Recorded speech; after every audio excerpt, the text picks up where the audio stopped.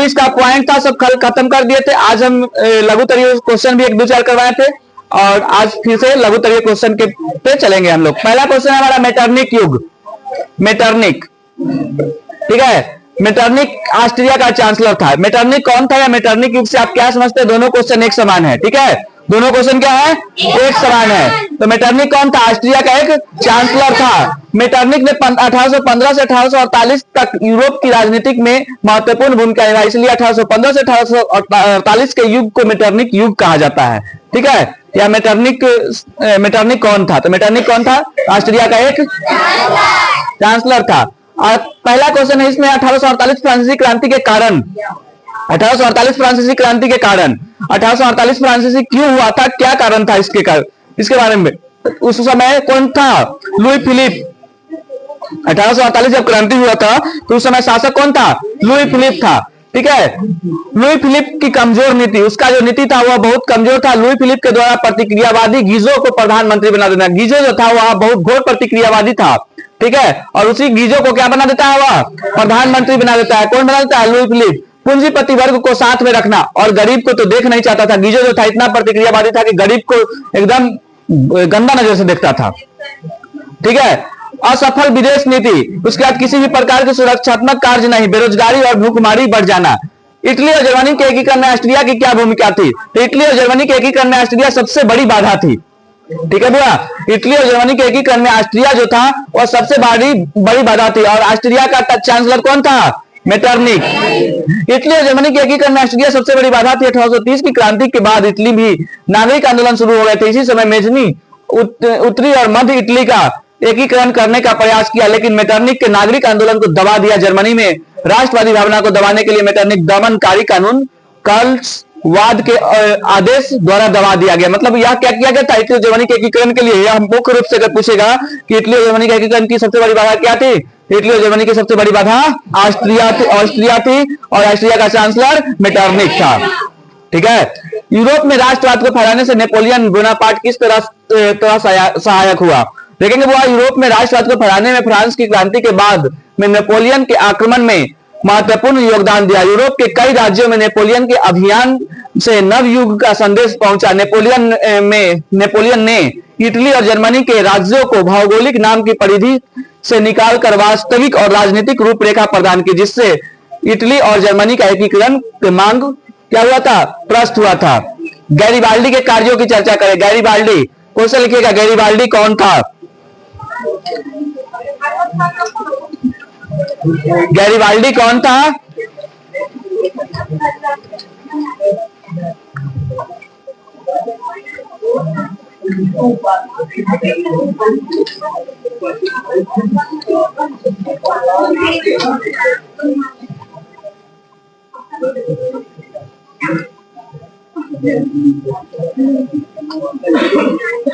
देखिए हुआ, देखेंगे गैरिबाल्डी के कार्यों का। गैरिबाल्डी पेशे से एक नाविक था।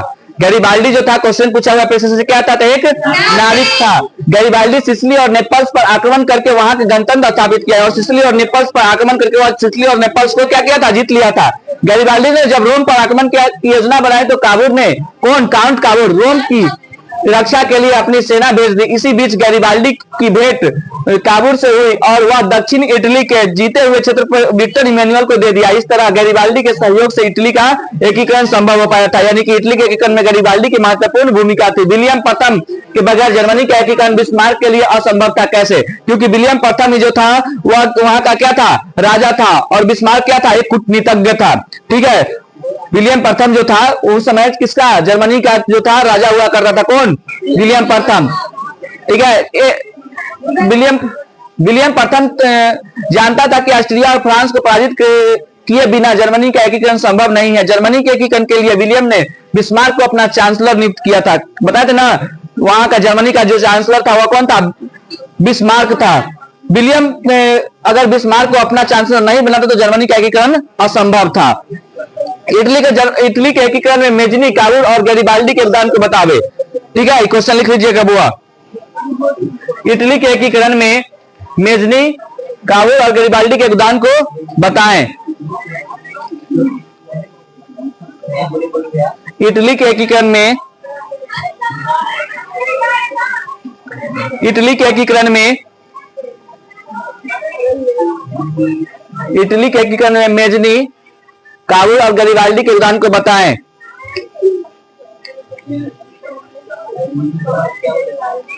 इटली के एकीकरण में काबुल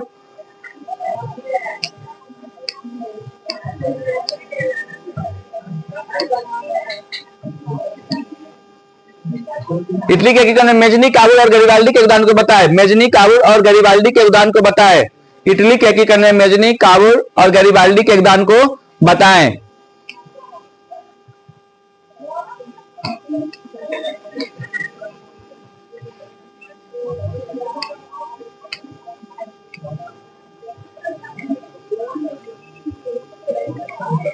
क्वेश्चन लिख लीजिएगा। वो जर्मनी के एकीकरण में बिस्मार्क की क्या भूमिका थी?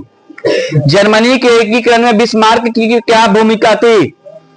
जर्मनी के एकीकरण में बिस्मार्क की क्या भूमिका थी? जर्मनी के एकीकरण में बिस्मार्क की क्या भूमिका थी?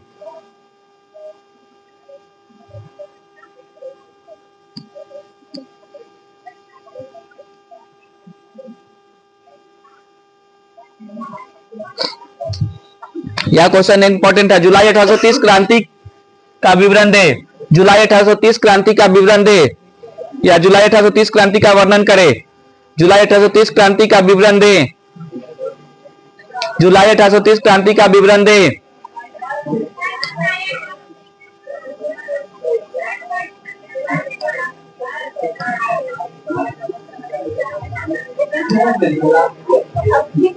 एक और क्वेश्चन लिख लो। यूनानी स्वतंत्रता संग्राम का संक्षिप्त विवरण दे। यूनानी स्वतंत्रता संग्राम का संक्षिप्त विवरण दे।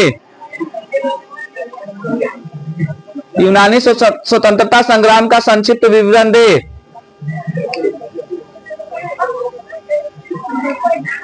यूनानी स्वतंत्रता संग्राम का संक्षिप्त विवरण दे।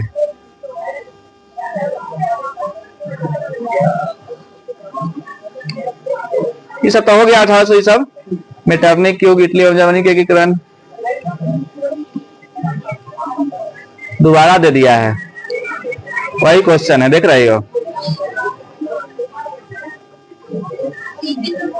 हाँ, दोबारा दे दिया है।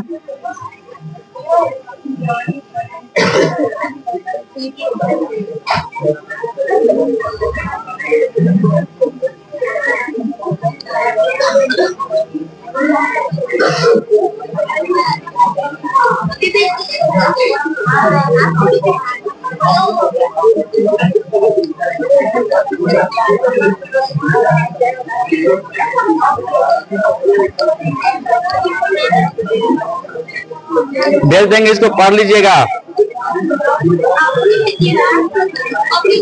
चलिए वो ऑब्जेक्टिव क्वेश्चन पे आ जाते हैं हम लोग, ठीक है? ओ भाई साहब, ऑब्जेक्टिव क्वेश्चन जो बचा हुआ आज कर लेते हैं, खत्म कर देते हैं इस चैप्टर को, ठीक है? फ्रांस की क्रांति का प्रमुख कारण क्या था? प्रजातंत्र शासन, निरंकुश शासन। तो निरंकुश शासन, ठीक है। फ्रांस में किस शासक वंश की स्थापना वियना कांग्रेस के द्वारा की गई थी? वियना कांग्रेस के द्वारा। घंटा ऊपर में होगा बुआ। फ्रांस में किस शासक वंश की स्थापना वियना कांग्रेस के जरिए कौन सा हुआ था? वियना कांग्रेस 1815 में हुआ था। वियना कांग्रेस जब हुआ था तो उस समय बुर्बो राजवंश को क्या किया गया था? हाँ, वो देखो तो ऊपर।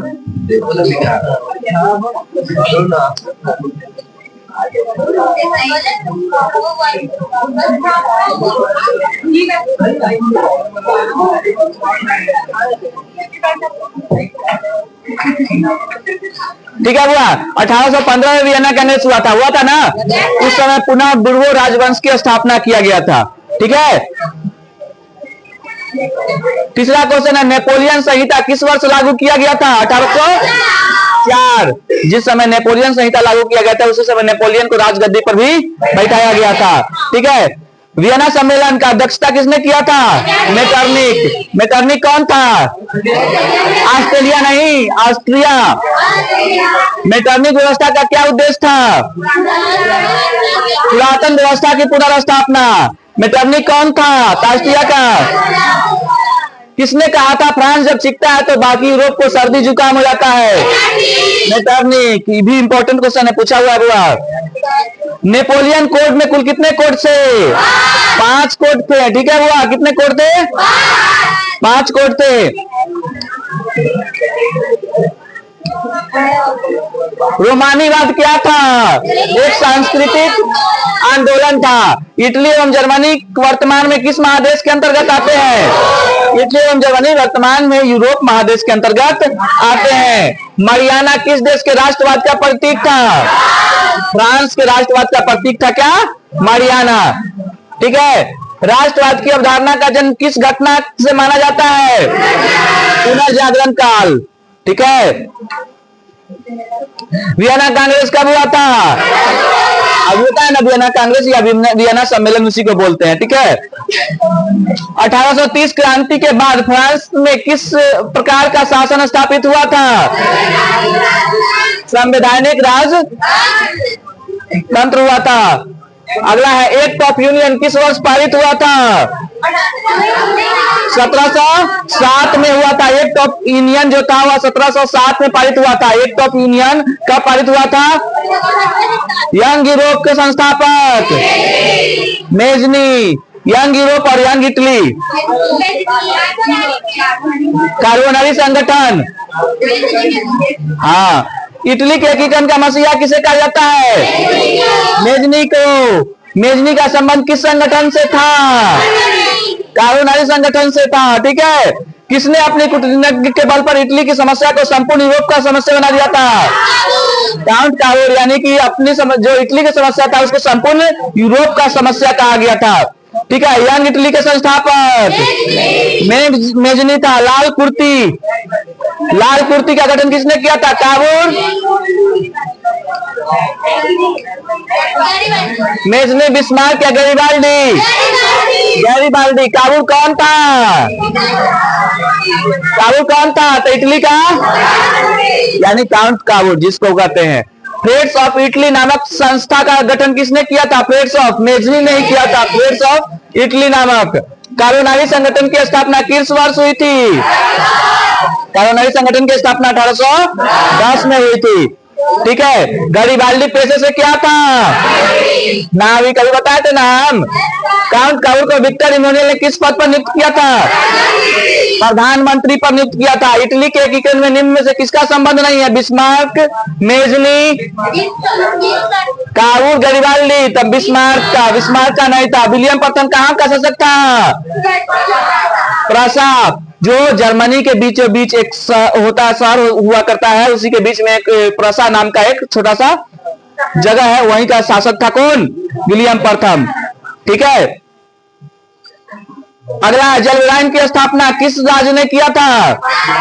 प्रसा ने। सीडन का युद्ध किसके बीच हुआ था? सीडन, प्रसा और फ्रांस के बीच।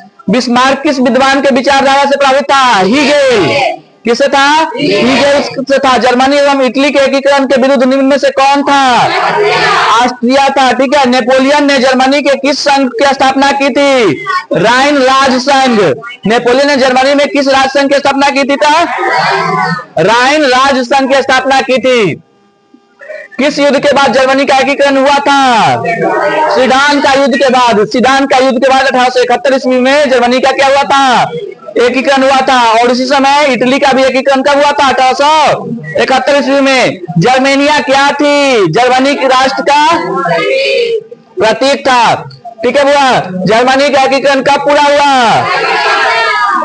ठीक है। जलवेरिन एक संस्था थी व्यापारियों की। सेडोवा के युद्ध में किसकी पराजय हुई थी? ऑस्ट्रिया की। किसकी पराजय हुई थी? बिस्मार्क क्या था? कूटनीतिज्ञ। हीगेल कौन था?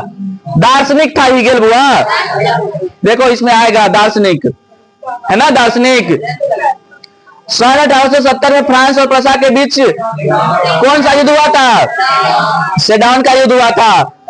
ठीक है। 1870 में सेडोवा का युद्ध हुआ था। 1866 में हुआ था। कल बताए थे बुआ हम। किस संधि द्वारा जर्मनी का एकीकरण पूरा हुआ था? फ्रैंकफर्ट की संधि के द्वारा जर्मनी का एकीकरण पूरा हुआ था। सेल्सविंग और होल्सविंग का संबंध किस देश के एकीकरण से है? जर्मनी के एकीकरण से है। जर्मनी राइन राष्ट्र संघ का निर्माण किसने किया था? नेपोलियन दी बोनापार्ट। ठीक है। रक्त एवं लौह नीति किसने अपनाया था? बिस्मार्क। फ्रैंकफर्ट की संधि कब हुई थी? 1871। हाँ। सेडान का युद्ध कब हुआ था? जर्मनी के एकीकरण के प्रमुख वास्तुकार कौन था? बिस्मार्क, क्योंकि वही सबसे बड़ा कूटनीतिज्ञ था। 1871 में कौन सी संधि हुई थी? जर्मनी के एकीकरण के लिए उत्तरदायी कौन था? यूरोप का मरीज किसे कहा जाता है?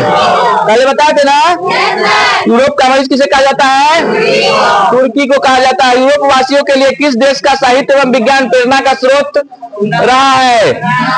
यूनान का। ठीक है। किसका रहा है वो? यूनान का रहा है। ठीक है। यूनान की स्वतंत्रता संग्राम में किसकी पराजय हुई थी? तुर्की की। 1829 में एड्रिनोपोल की संधि किस देश के साथ हुई थी? रूस। क्वेश्चन यहाँ से आ सकता है कि एड्रिनोपोल की संधि कब हुई थी? 1829 में। यूरोपीय सभ्यता का पालन किस देश को कहा जाता है? यूनान को। हंगरी की भाषा क्या थी? मैग्यार था। मैग्यार हंगरी की भाषा। ठीक है। यूरोपीय राष्ट्रवाद से प्रभावित होकर किस भारतीय शासक ने जैकोबिन क्लब की स्थापना की? टीपू सुल्तान। 19वीं शताब्दी में यूरोप में राष्ट्रवाद की विकास का क्या परिणाम हुआ था? राष्ट्रीय राज्यों की स्थापना हुई थी। क्या हुआ था बुआ? राष्ट्रीय राज्यों की स्थापना हुई थी। तो ये चैप्टर 1 हिस्ट्री आज खत्म हो गया।